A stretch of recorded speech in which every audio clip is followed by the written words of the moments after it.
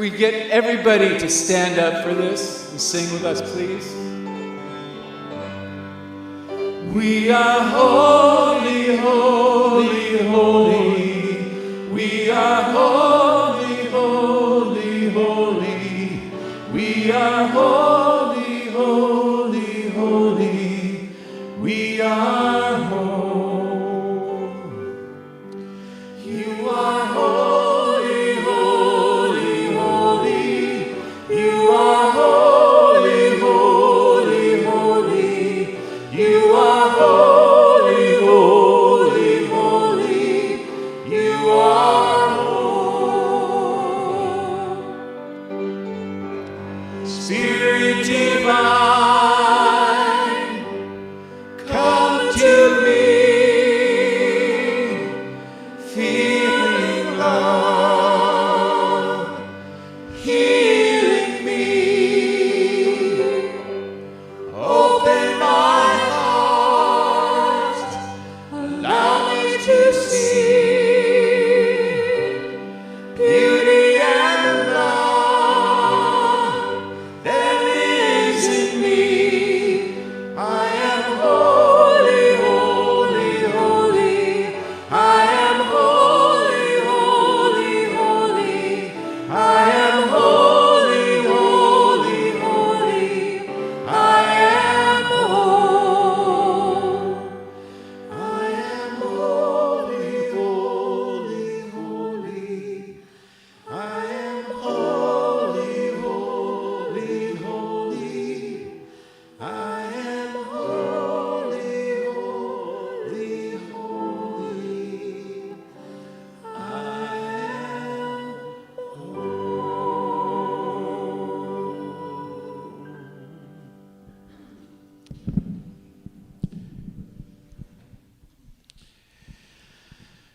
All right. Well, I'll tell you what. Feels good to be whole, doesn't it? Sometimes whole is more than just getting yourself to a place. You know, it's getting your insides to that place where you feel whole as well. The truth is, we are whole. And the song is magnificent in detailing that.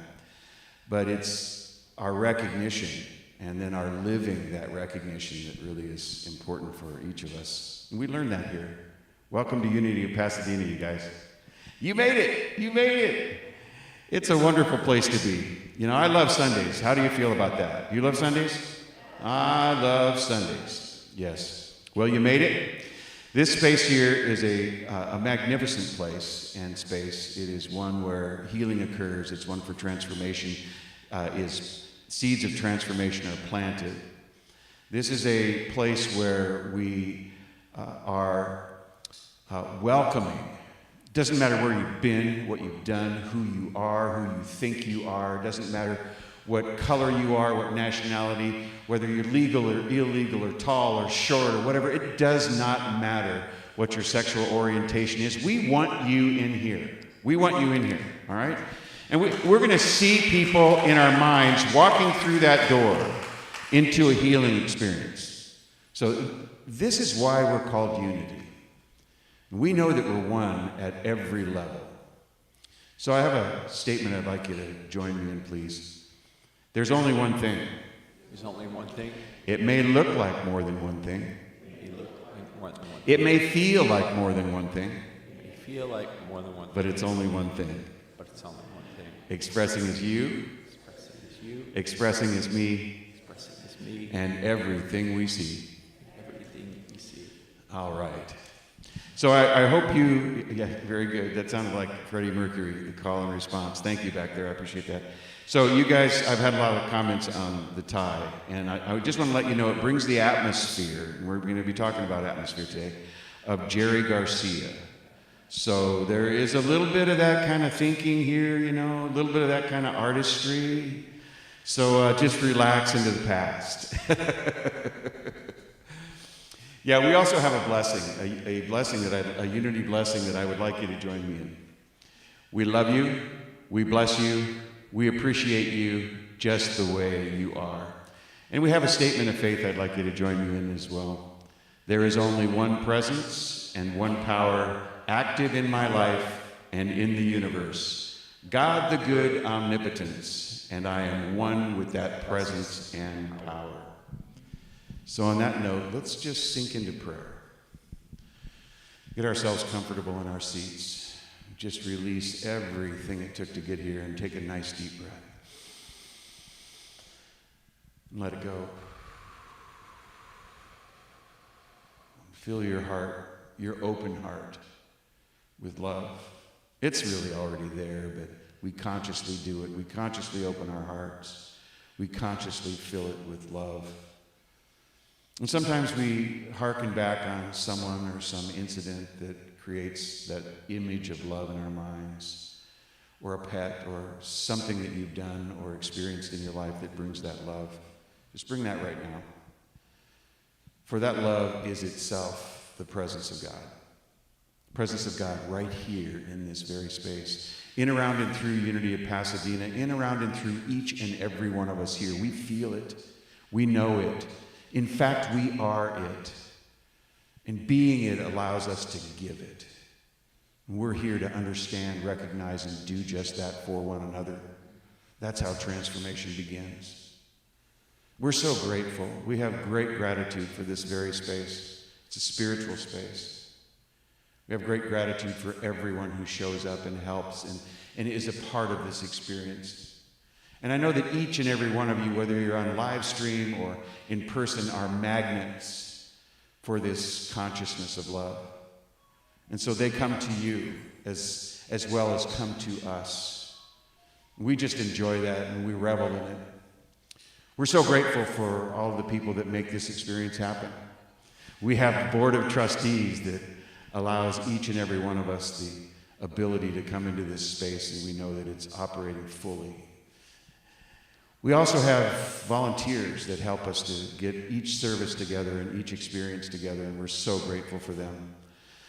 PowerPoint and greeting at the door, as well as our live streaming sound. It's so necessary for us to get the maximum coverage we possibly can for this message, which is so important.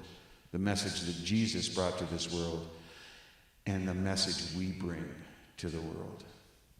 We're so grateful for our musicians, for they bring the spirit of love. And we're grateful for our prayer chaplains who hold that light and love for each of us. We are blessed indeed. It is with these blessings in mind and with this gratitude in our hearts that I release these words into the law of mind and I let them go. And so it is. Amen. All right, you may have noticed God called. Did God leave a message? And the message is, I love you. I know that. That's what it will be. Especially since it was Steve's phone, and Steve always has people tell him that they love him. So, God says hi. God says hi. Hey, we're going to do a 3-minute question. What do you think? Should we do that? All right. So I see some newer ones in here. Let's go down here. You know, I know they're newer because some of the mustard-colored ones. I guess, is that mustard color or gold? Gold? Goldenrod. Thank you very much. You know, we got so many teachers in here. They know their colors. They got their colors down. All right, well, here goes. Will you speak to the nature of forgiveness? What it is and what it is not? How do we incorporate forgiveness as a regular practice?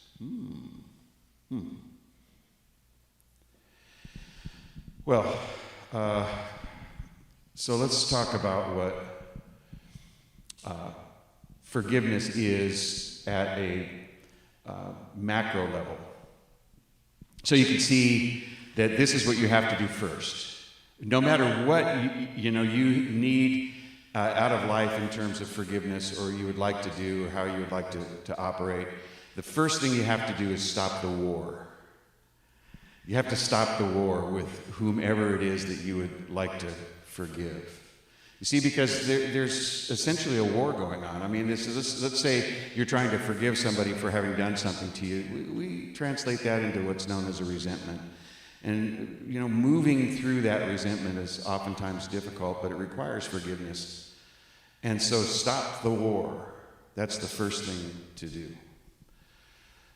The next thing I think that you have to do is recognize that you no longer want to be the jailer in this relationship. Meaning, if you're going to hold something over somebody and fail to forgive them, then you're going to have to stand by, and sort of keep them in this resentment jail. you got to be the jailer, and you're always there, and you're always thinking about it, and it's problematic. And the worst thing about that is that most of the time, the person that you've placed in this resentment jail doesn't even know they're in jail, And so you're there really just fomenting this war that you've created. It makes no sense. Does that make any sense? Yeah. So there are things that we can do, and I love some of the techniques. Have you ever heard of radical forgiveness? See, I'm going to change what Colin Tipping had to say about radical forgiveness for my own purposes. He had two ways to do this. First of all, to recognize that it was God's will, and I don't think that what happened to you, if it was awful or whatever, is God's will. I don't think God moves in that kind of direction. But I do think that his second methodology is really fantastic, and that's to reframe it. To take a look at it as something that you can learn from. To take a look at it as something that has affected your life in a way that allows you to see what you might or might not do, not only in the future, but in the now. So reframing it to an experience that brings about a greater sense of knowing, greater sense of understanding life itself, is a magnificent way to begin the forgiveness process. There's a group of people that I really enjoy, and they talk about these kinds of things all the time because, quite frankly, without forgiveness, people can slip into old behaviors. Forgiveness is a great part of a new way to live, a transformation in essence. And the thing that they have reframed is this idea of who the person is that caused the pain. We do that by knowing that they're one with us. But they do that by treating them as a sick friend. You wouldn't get mad or stay mad at a sick person. So treat them as a sick friend, and that gets the forgiveness process moving in the right direction because it stops the war. So forgiveness, tricky, really, really tricky. It's been something, obviously, that is talked about in every circle that I know of. And there are different ways to deal with this. So it must be something that people have a problem with. So start with step one, stop the war. So that's my answer to that one. All right. How did I do? All right. Okay, will you forgive me for that? For going 53 seconds over, for crying out loud? Yeah. Hey, I happen to think that the last 53 seconds were kind of like the gold in this thing. So, we don't want to get rid of that.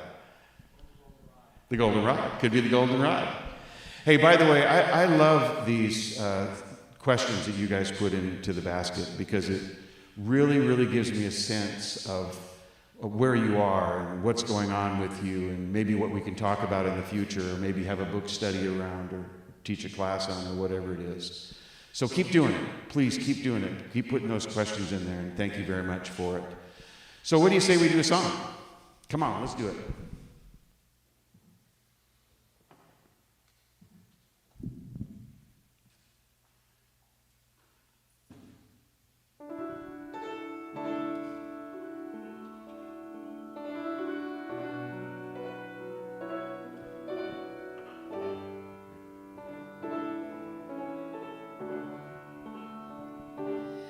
If I met you on a corner, would I know you as you are?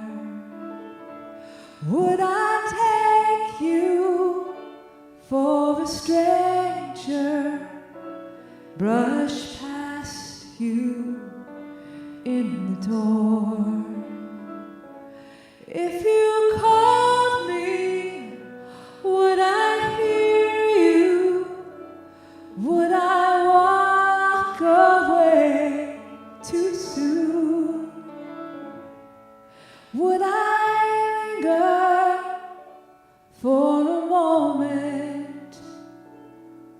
would I see myself in you?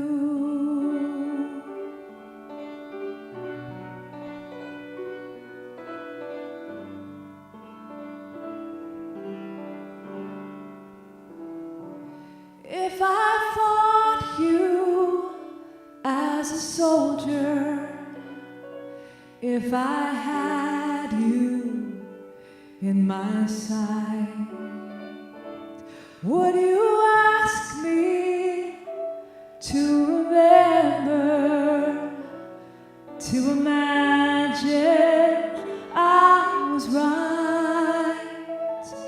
If you witnessed my surrender, do you know what I would do?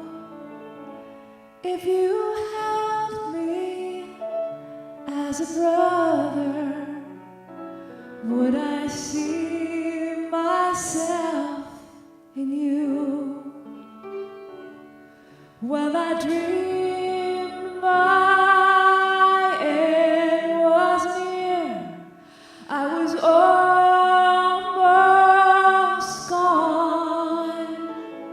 If I dream that dream from here, can I still come home?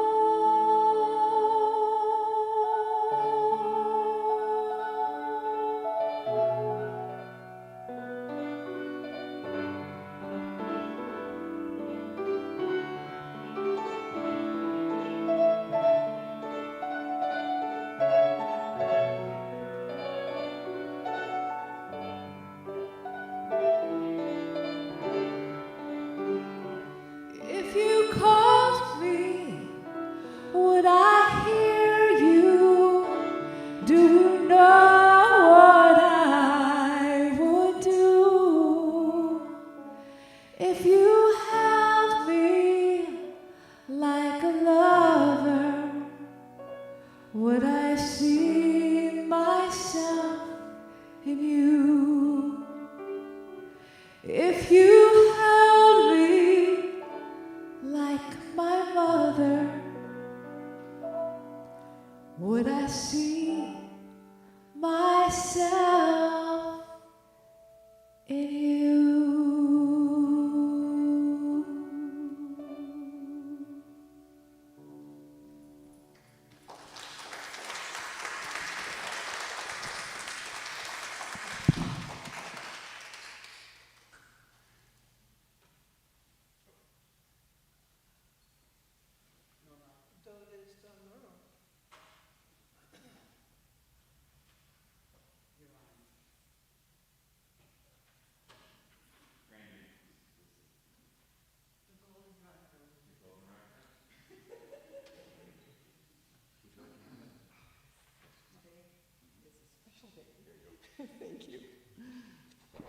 Good morning, everyone. God, it's nice to see you.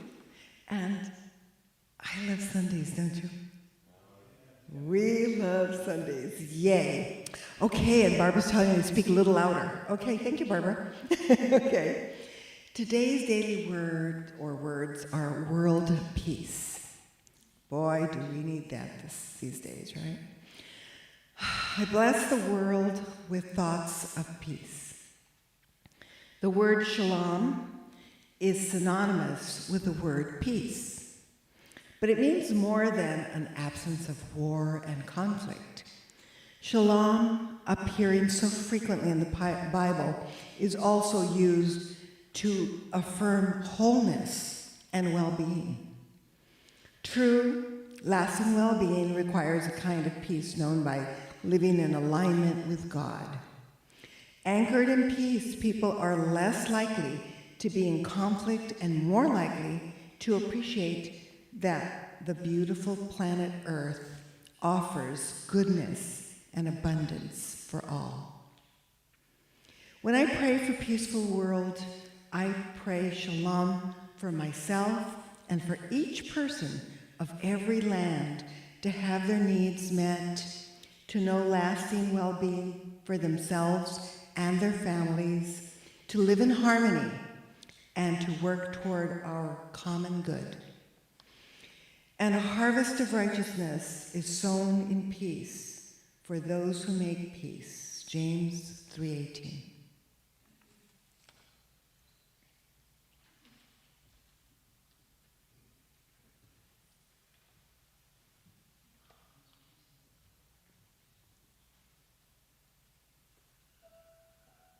Good morning.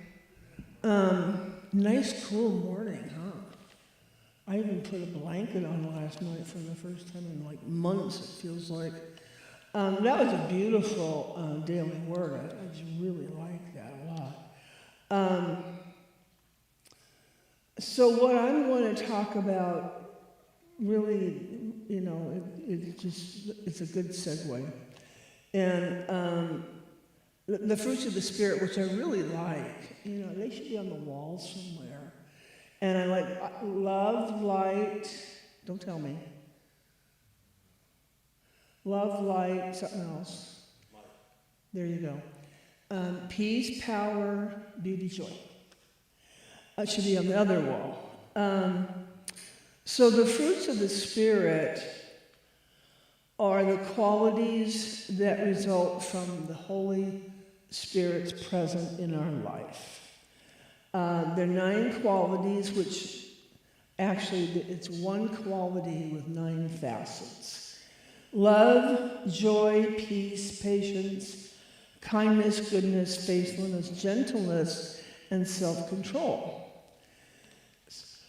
They're produced in a person's life as a result of their connection to God and to the Christ within, as contrasting with the negative works of the flesh, which none of us have, right? I don't even know what that means. So, the 9 fruits of the Spirit. Love, a deep God-centered love that overflows to others. Joy, delight and gladness in God and His kingdom, independent of circumstances. Peace, a deep inner calm and contentment that comes from being reconciled to God. Patience, the ability to endure difficult situations and people with grace. Kindness, a disposition of compassion, mercy, generosity. Goodness, living a morally upright and benevolent life. Faithfulness, loyalty, and unwavering commitment to God and others.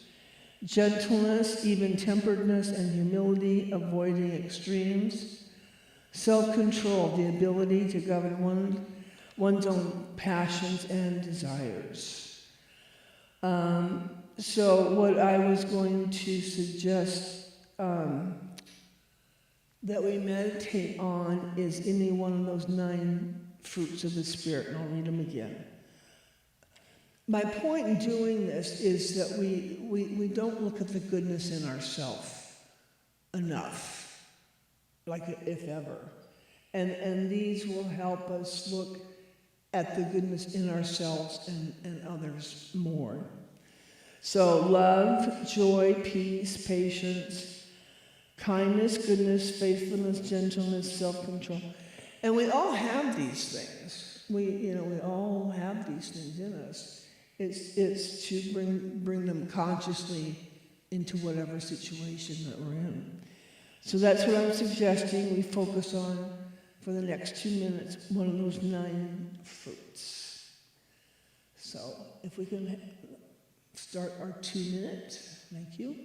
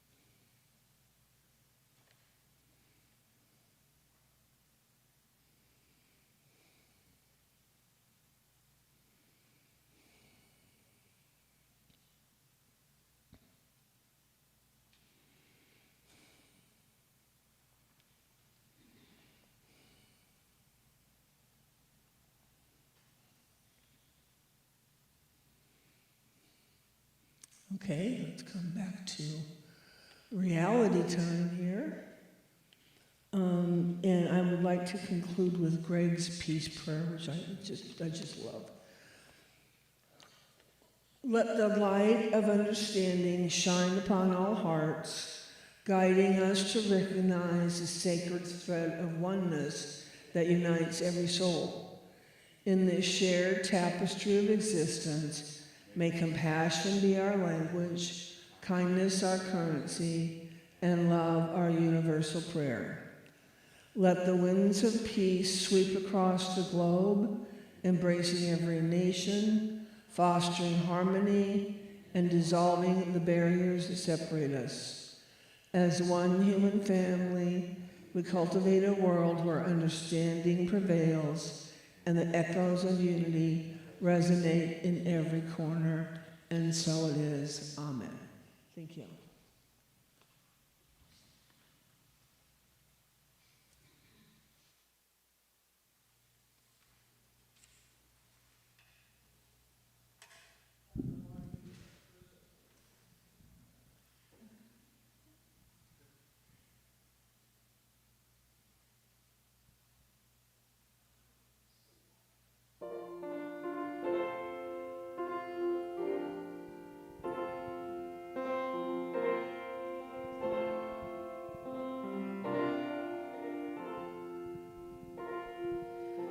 This is what I know. We are all connected. The universe reflected in each shining part.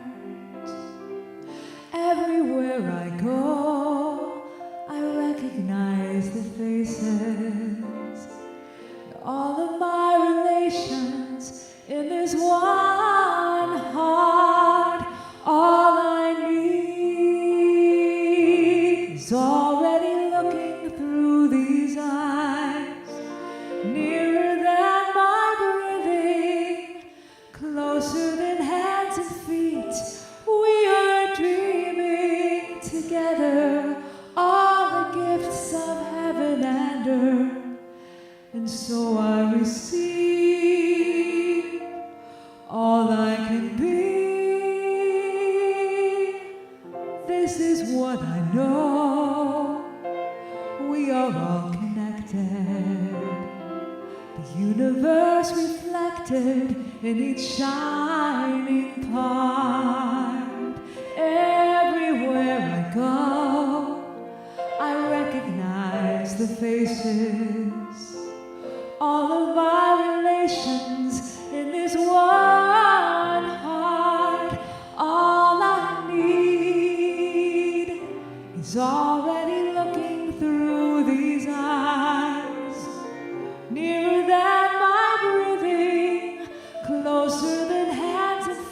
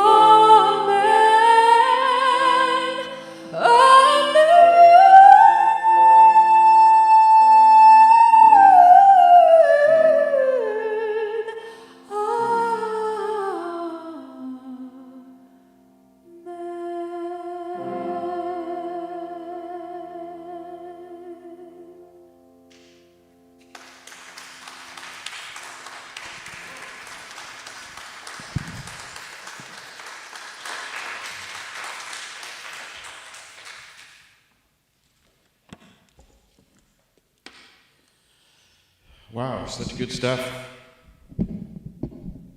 So thank you for the fruits, Luann. We really appreciate it. You know, I have to say that as you were talking about the fruits, I had pineapples and cherries floating through my mind. You know, the two of my favorites.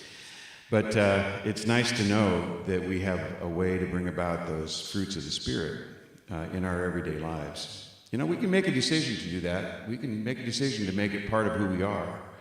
We have that ability. And that's part of who we are, truly. You know, not only what you see, but the ability to bring about our greater yet to be. Today's talk is about what we see in the mirror. That's a tough one, isn't it? That's a tough one.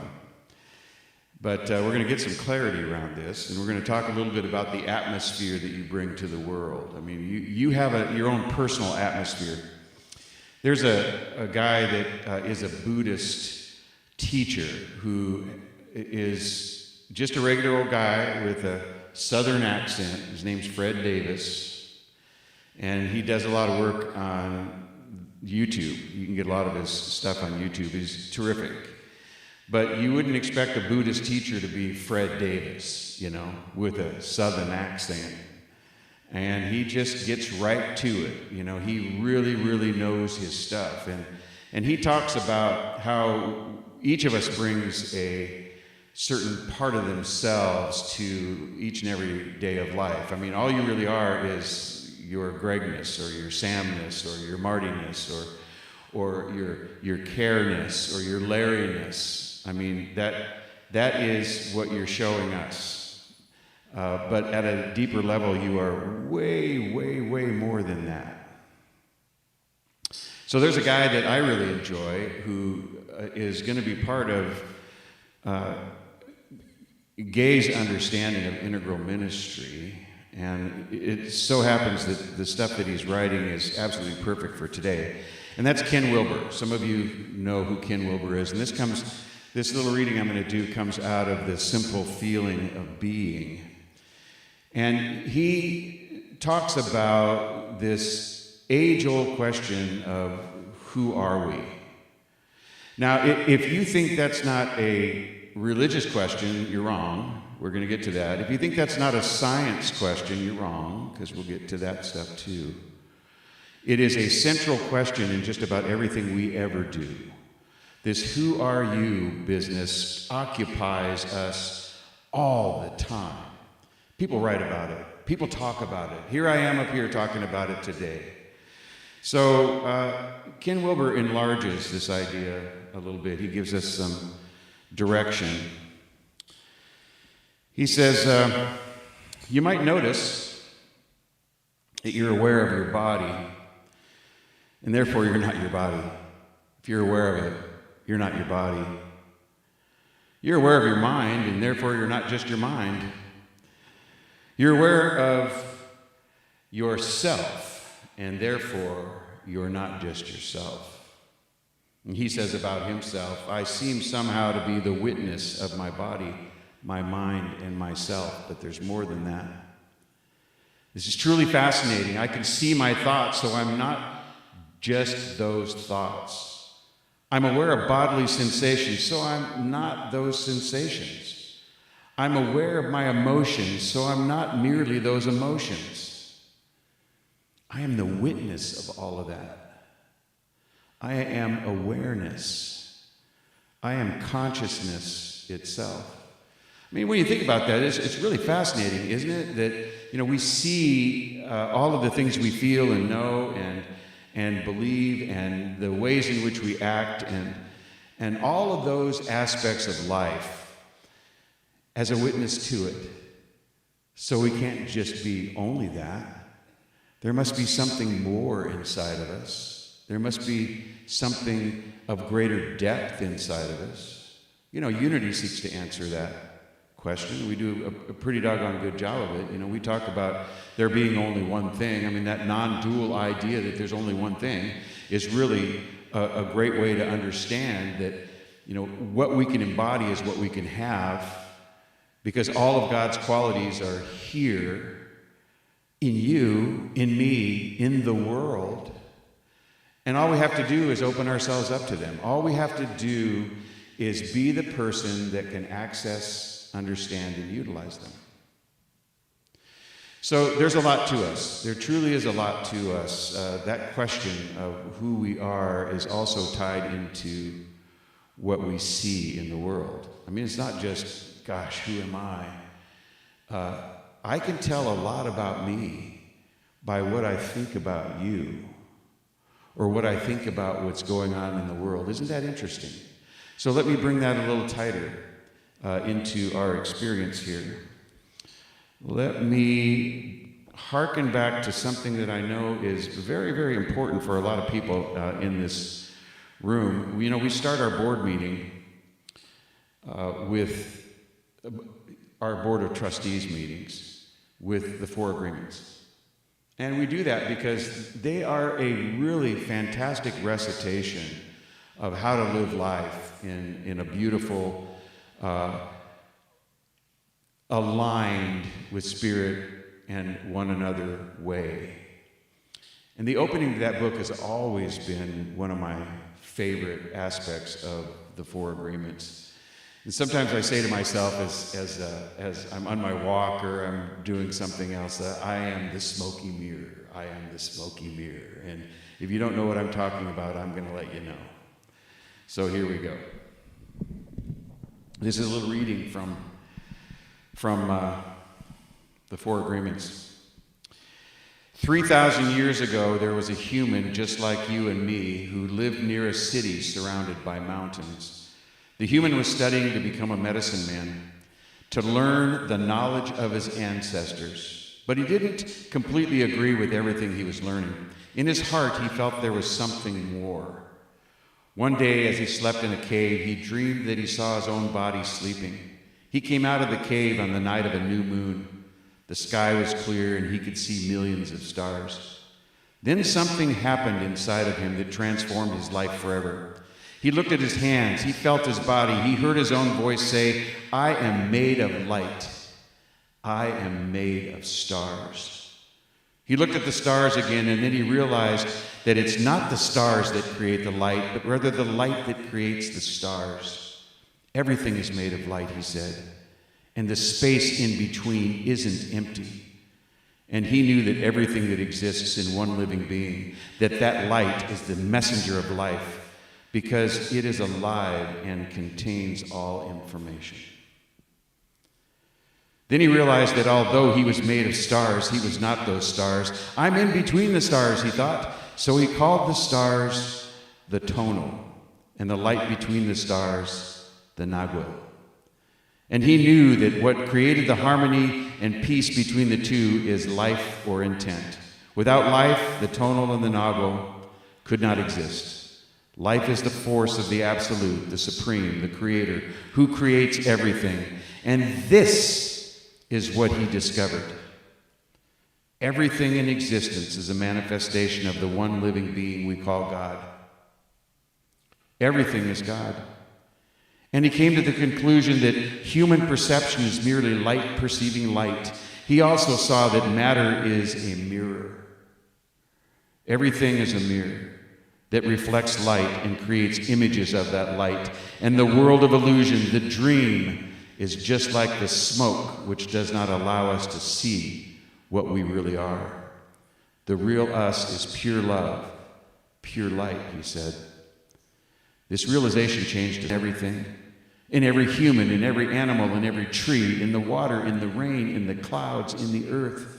And he saw that life mixed the tonal and the nagual in different ways to create billions of manifestations of life itself. In those few moments, he comprehended everything. He was very excited and his heart filled with peace. He could hardly wait to tell his people what he had discovered, but there were no words to explain it. He tried to tell the others, but they could not understand. They could see that he had changed, that something beautiful was radiating from his eyes and his voice. They noticed that he no longer had judgment about anything or anyone. He was no longer like anyone else. He could understand everything very well and everyone, but no one could understand him. They believed that he was an incarnation of God, and he smiled when he heard this, and he said, "It's true, I am God. But you are also God. We are the same, you and I. We are images of light. We are God." But still the people didn't understand him. He had discovered that he was a mirror for the rest of the people, a mirror in which he could see himself. Everyone is a mirror, he said. He saw himself in everyone, but nobody saw him as themselves. And he realized that everyone was dreaming, but without awareness, without knowing what they really are. They couldn't see him as themselves because there was a wall of fog or smoke between the mirrors. And that wall of fog was made by the interpretation of images of light, the dream of humans. Then he knew that he would soon forget all that he had learned. He wanted to remember all the visions he had had, so he decided to call himself the smoky mirror, so that he would always know that matter is a mirror, and the smoke in between is what keeps us from knowing what we are. He said, "I am the smoky mirror, because I'm looking at myself and all of you. But we don't recognize each other because of the smoke in between us. That smoke is the dream, and the mirror is you, the dreamer." I call myself the smoky mirror. Gravity. There is a portion of this that is exciting for me because it portends the second aspect, I think, of this idea that whatever it is we see and the judgments we create around it are really reflections of ourselves, which is what he's saying. You know, and when I see something that I don't like, it's really because of the smoke. I don't recognize it as me. So I am truly operating as the smoky mirror. But the second aspect of that is how other people saw him, which is what I call the atmosphere. Each of us has our own particular atmosphere. We bring to the space that we live and operate and have our being an atmosphere. And like I said before, Fred Davis, the great Buddhist teacher, would say, well, you're bringing Gregness. You know, that's your atmosphere. You're bringing an atmosphere.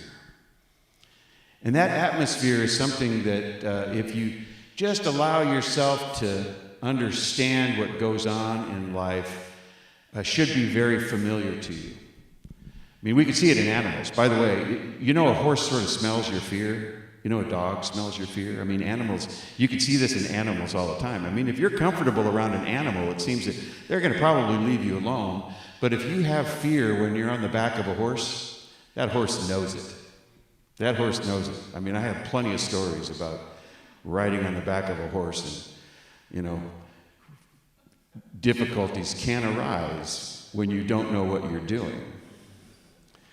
They smell fear. They feel fear. They can actually feel it. I mean, you have an atmosphere when you're carrying that fear around with you. You also have an atmosphere when you're carrying your joy and enthusiasm and goodness around with you. I mean, it is palpable. People know who you are. They want to be around you. You're a magnet. They don't want to be around you for some other reason. A lot of people that you know may have incorporated into their atmosphere some of those other reasons. And you can feel it. You can just feel it. There's tension. There's anger. There's hatred. There is difficulty in understanding who you are. Yeah, this atmosphere is really kind of interesting, and you may think that this is kind of a new thing, but it's not. It's not a new thing at all. It's very cool to be able to, you know, dip into things like the Bible and to see that these things have been around for a long period of time. You guys might be familiar with Matthew 16:13 through 16. That's when Jesus... why don't I just read it? When Jesus came to the region of Philippi, he asked his disciples, "Who do people say the Son of Man is?" I mean, he's asking his disciples, who do people say I am? Who do people think I am? Oh, well, until I got a good handle on how this whole thing is working, I didn't understand that he was asking something that's very hard for the individual, the person, in this case Jesus, to see. How am I coming off in front of other people? I mean, what's my atmosphere like? What am I bringing to them? What's going on? How are they perceiving me? They replied, "Some say John the Baptist, others say Elijah, and still others Jeremiah or one of the prophets. But what about you?" he asked. "Who do you say I am?" Simon Peter answered, "You are the Messiah, the Son of the living God." Jesus patted Peter's head for saying that. Yes, you're right about that. And then many times after that he would say, "And so are you, Peter, by the way, and so is everybody else. But yes, that's true, but don't tell anybody. Don't tell anybody." Wow, now here's another aspect of that atmosphere. Who people think you are affects the way they treat you, which affects how you respond to them. I mean, this mirror becomes smokier and smokier and smokier. Jesus didn't want people to think that he was coming out saying to the whole world that he's the Son of God. I mean, can you imagine what the masses would do under those circumstances? I mean, some would crucify him. Some would call him nuts. A very few might say, "Oh yeah, we knew that." But it's interesting. The Bible says, hey, the demons all knew that. The people who were seen as unclean, filled with demonic sources, all said, "Oh, we know who you are. You're the Son of God." Interesting, isn't it? I mean, you can find verse after verse after verse where demons say, there he is, the Son of God.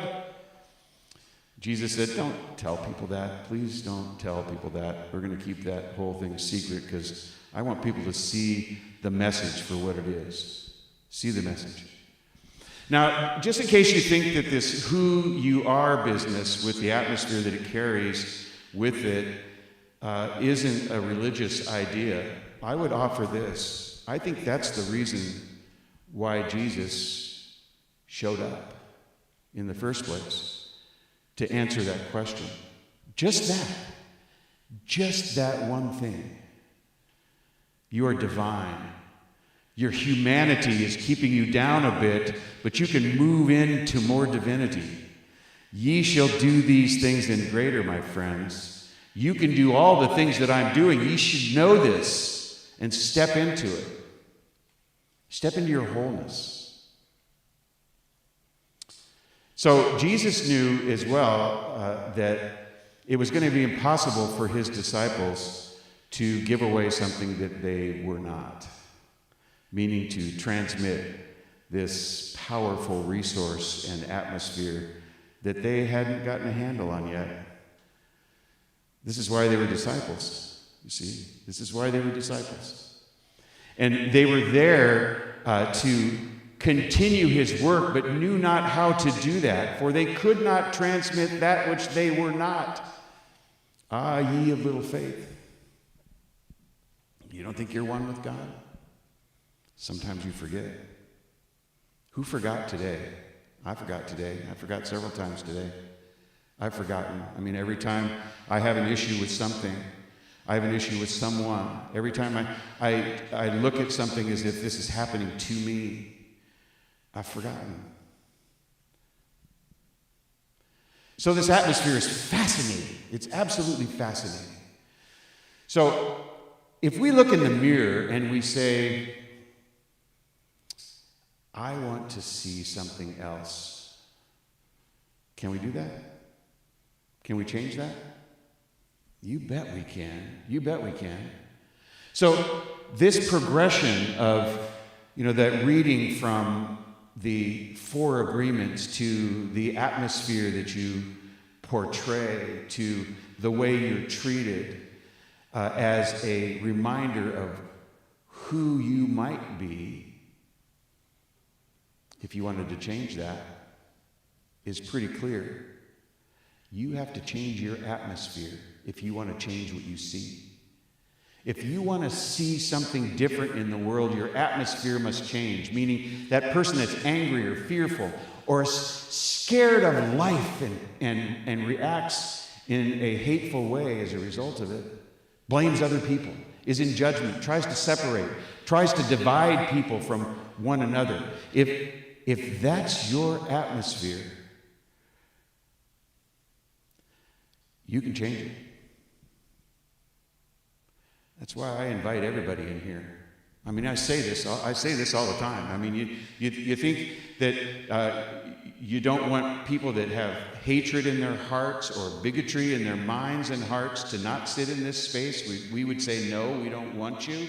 I say front row, baby. I say front row. Come on in here. Let's get to know each other. Bring our atmosphere to bear. Bring this thing to oneness. Let's do this. A person can change their atmosphere. When they change their atmosphere, they change what they see. When they change what they see, it continues to change them in ways that are positive and good and whole. All right. So here's the deal. Final analysis. If this, let's say your default position is not good. It's not that good exists everywhere all the time in everyone. You're not going to give that, and you're not going to receive it. So your default position must be this oneness idea that good exists in everyone, exists in you, and exuded through you. That's your atmosphere. That becomes a new life for you. All right. So our trip through 4 agreements is pretty cool. You know, I love the atmosphere that Jesus brought, and I love the idea that he wanted some feedback on who he needed to be in order to bring about the best result possible. It's a great story. I mean, it has so much to do with today.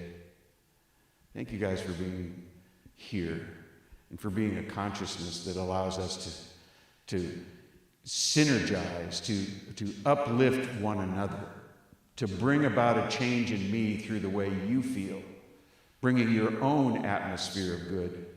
For when we all feel this way, we become a much more powerful source and resource. We're way better as a power for good together than we are alone. Yeah. Invite them in, baby. Bring them home. And so it is.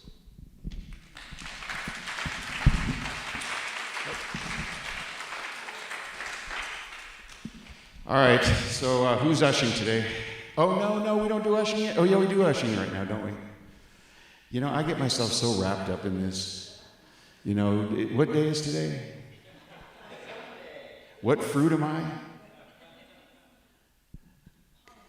A pomegranate. I love it. You know, those ancient fruits are really kind of my favorites, too. I love figs. Pomegranates are great. Olives are a fruit. Are olives a fruit?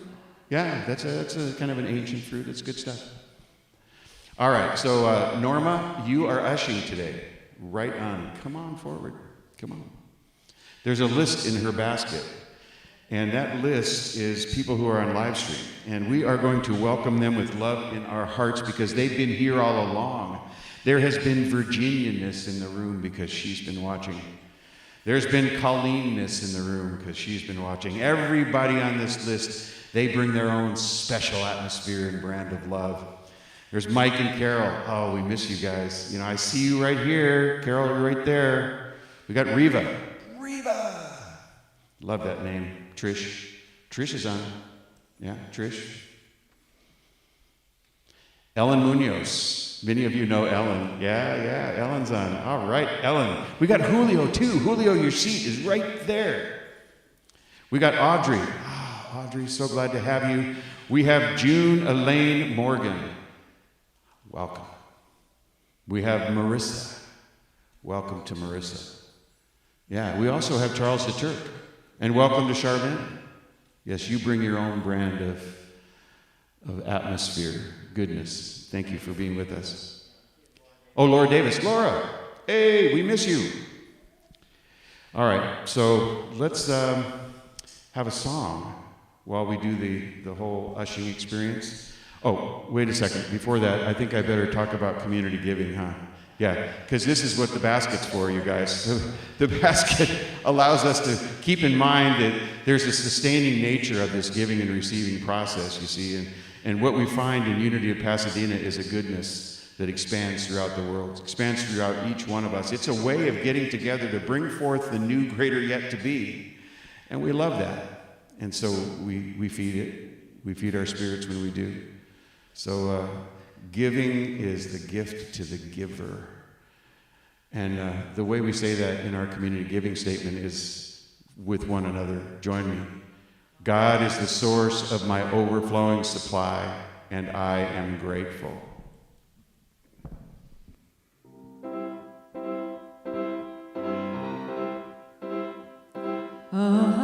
Oh, okay, wait.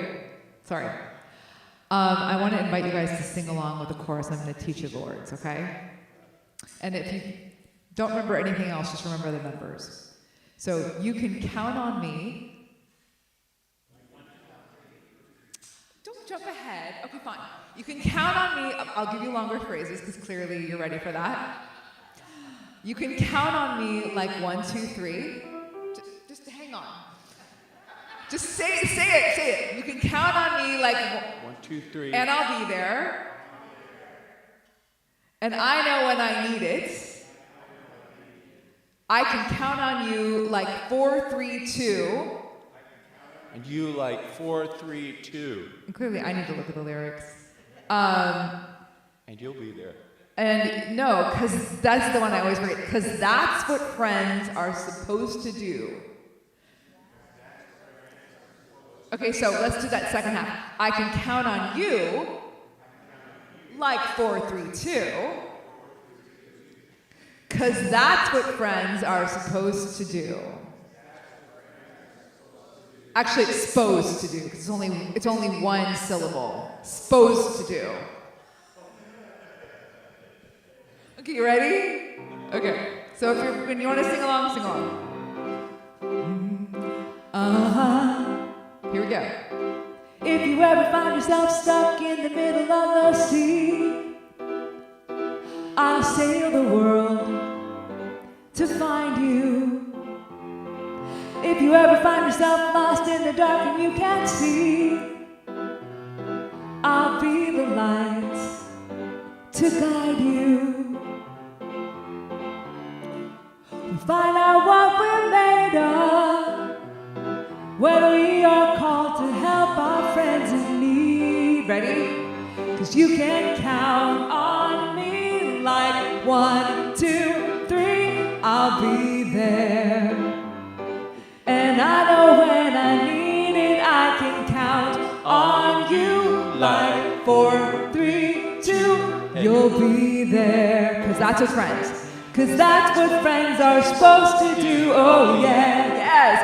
Ooh, ooh, ooh, oh, ooh, yeah, yeah. If you toss it and you turn it and you just can't fall asleep, I'll sing a song beside you. And if you ever forget how much you really mean to me, every day I will remind you. We'll find out what we're made of when we are called to help our friends in need. 'Cause you can count on me like 1, 2, 3, I'll be there. And I know when I need it, I can count on you like 4, 3, 2, you'll be there. 'Cause that's what friends are supposed to do, oh yeah. Ooh, ooh, oh, yeah. You'll always have my shoulder when you cry.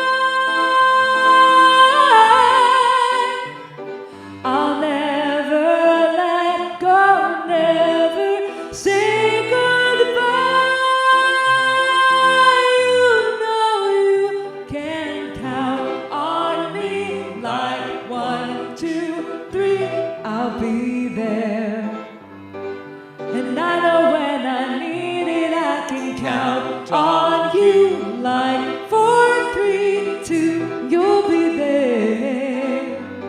'Cause that's what friends are supposed to do. Oh yeah, with me. Ooh, ooh, ooh, ooh, ooh. Yeah, again, ooh. Ooh, ooh, ooh, yeah.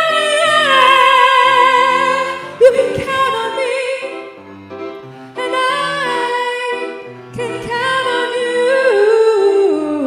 You can count on me, 'cause I can count on you.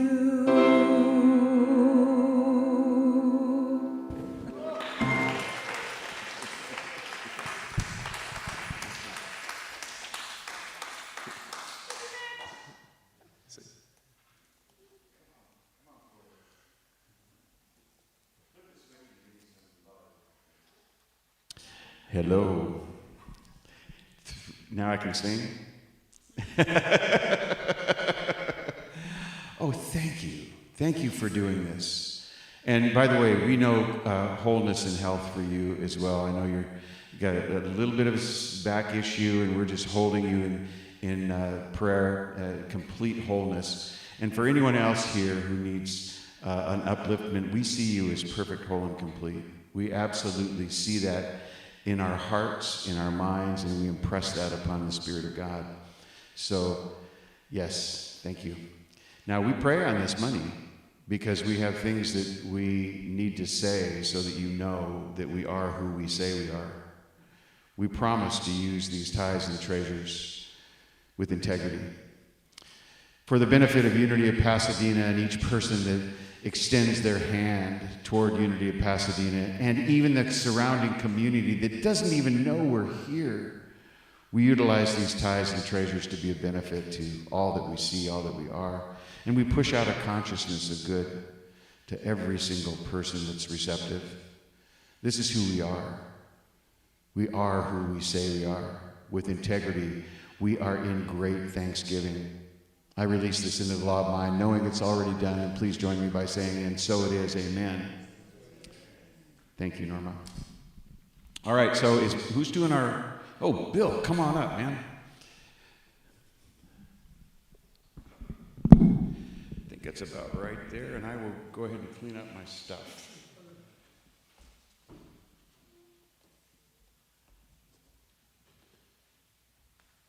Thank you, Greg. Thank you, Allison and Mitch. That was horrible. I have not had so much fun today. It's amazing. I do love Sundays.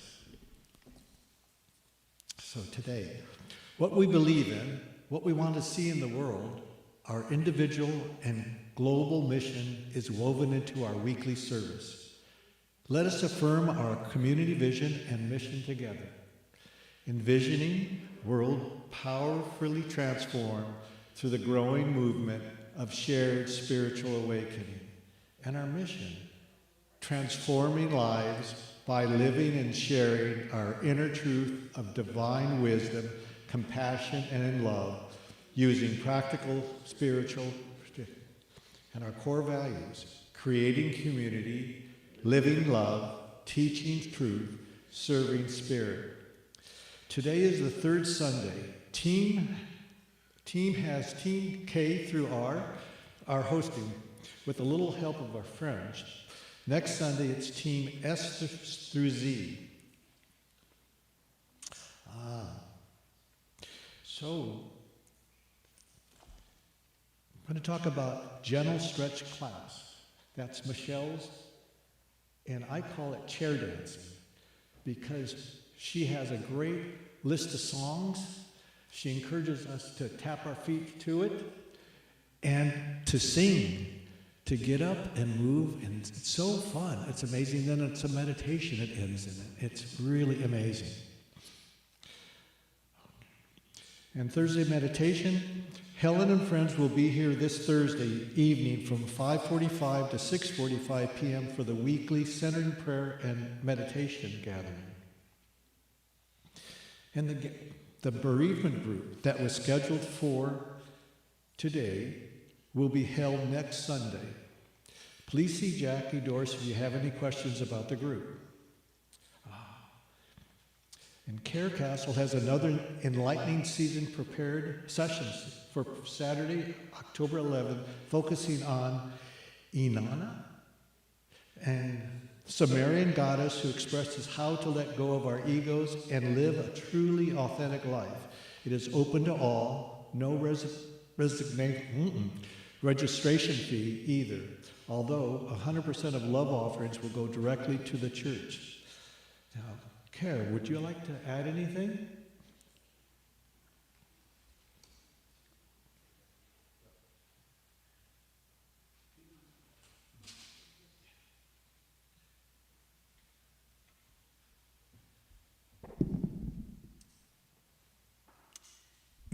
So first of all, I want to say thank you to everyone who's been coming regularly. It's really been an amazing experience to dig into what these goddesses can teach us. And there are 2 more. This month will be Inanna, and then the last one will be in November. And we'll be looking at Spider-Woman, Native American goddess. Inanna, it's interesting because there's synchronicity. I think Greg and I are kind of in tune with this. Inanna can teach us about how to remove that smoke from the mirrors. So I really encourage you to come and join us on October 11th. Thanks. Thank you, Kate. So that's the end of our announcements, and hand it back to Greg.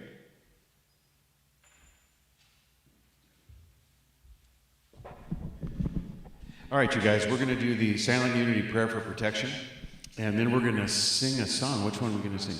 I Choose Love. Oh, I choose it too. Come on, stand up, please, for the Silent Unity Prayer for Protection.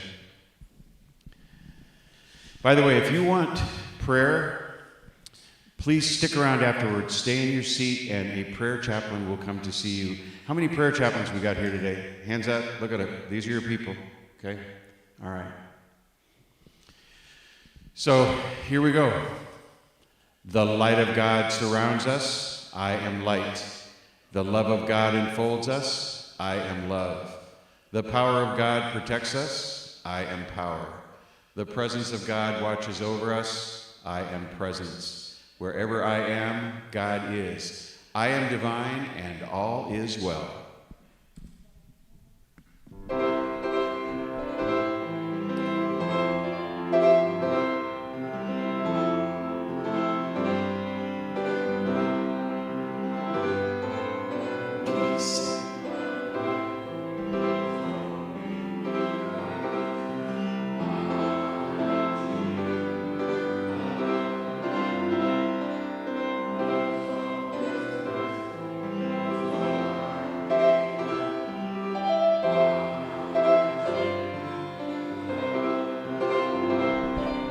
We are a part of each other. We are one. One choice unites us. Let this be undone. I choose love. Peace for our planet is growing because I choose love. Let love be present, it's what we're made of. I choose love. We are all part of each other.